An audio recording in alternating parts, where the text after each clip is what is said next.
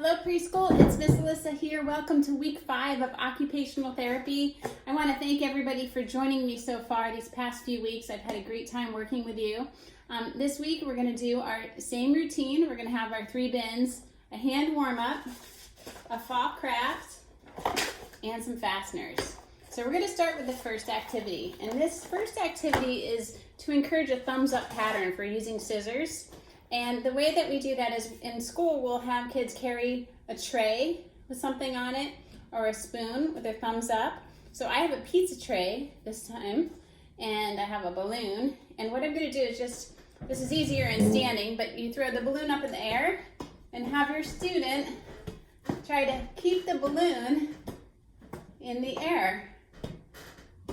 So you can see we have to use our thumbs up to do this. And this is a lot of fun when you're standing. So you can have 2 pizza trays and do it together in a balloon volley. So that's going to be our warm-up. If you don't have a tray, the other way that you can do this, it doesn't really encourage thumbs up as much, but I have a spatula. And if you have your child hold it thumbs up, they can use a spatula as well to kind of keep the balloon in the air.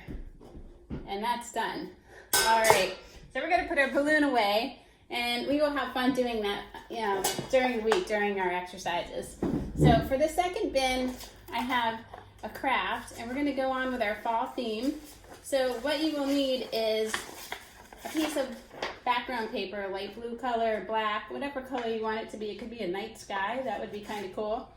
Brown paper, scissors. You're going to keep your round tracer, your stencil, a glue stick, and a marker.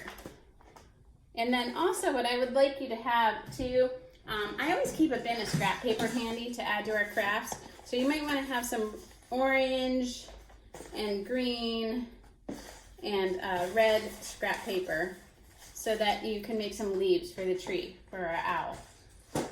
So we're going to start out by tracing our circle onto our brown paper. And this is great because a lot of our kids are getting practice making a circle.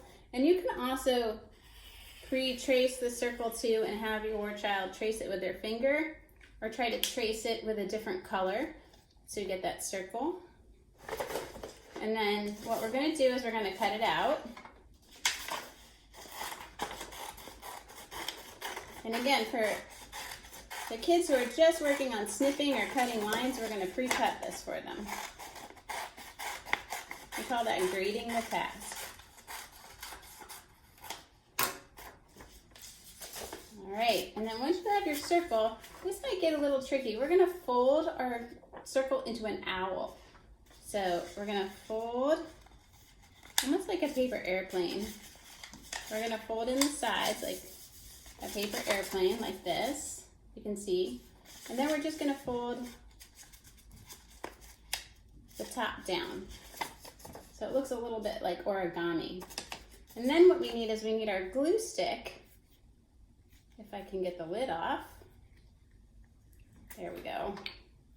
And we're going to glue down that top part because that's going to be our owl's mouth. We're going to push down.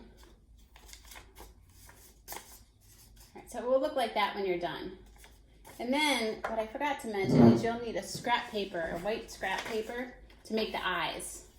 So what you're going to do is have your child fold the paper and have them practice drawing that pre-writing shape again, that circle.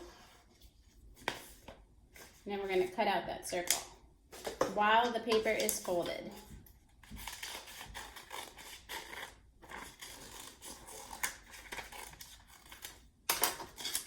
And then you'll have 2 circles for eyes. So we're going to glue those eyes onto our owl. So I'm going to put glue on, and we can always add those X's if you don't know where the glue goes. So it will look like that. And then we're going to take our black marker, or a dark colored marker, and we can make his pupils or his eyes. So this is good for body awareness. Where's your eyes, nose, mouth. So we're making our owl's eyes. And then you're going to take maybe a scrap of orange paper or red paper and just cut a little triangle for his beak. And we're just going to take his beak and put some glue on it and stick it on. And you have your owl. So now what some kids can do, we can make him a spotted owl. So you can draw lines down. We're always working on lines down for his belly. And then you can practice pinching your marker, holding your marker the right way, and making dots for his belly, or spots.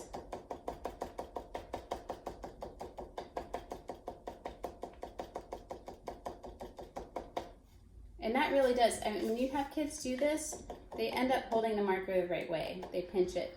Sometimes kids go like this and they ruin the marker tip, so we want to really discourage that. You can use broken crayons too to encourage a proper writing grasp. And then we're going to put glue down on the back of our owl. You can always use X's where the glue goes. And we're going to stick him in the middle of our background paper. And I chose blue. So now a lot of my kids are working on lines across and diagonal lines. So in order to do that, we can make a line across. So he's sitting on a branch. And then we can make another line across to make it like a road. And for my kids who are working on coloring within boundaries, they can color in the tree branch. So we can color that in.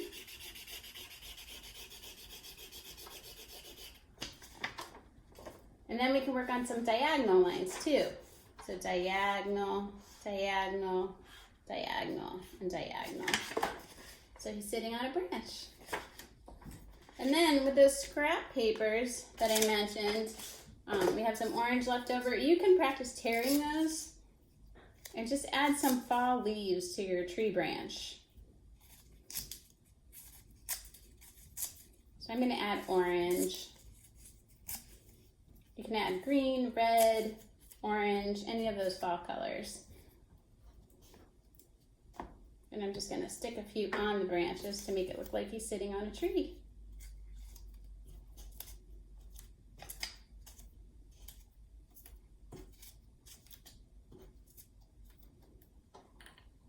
And we want to make sure we put our cap on our glue. And make sure your name is on your project.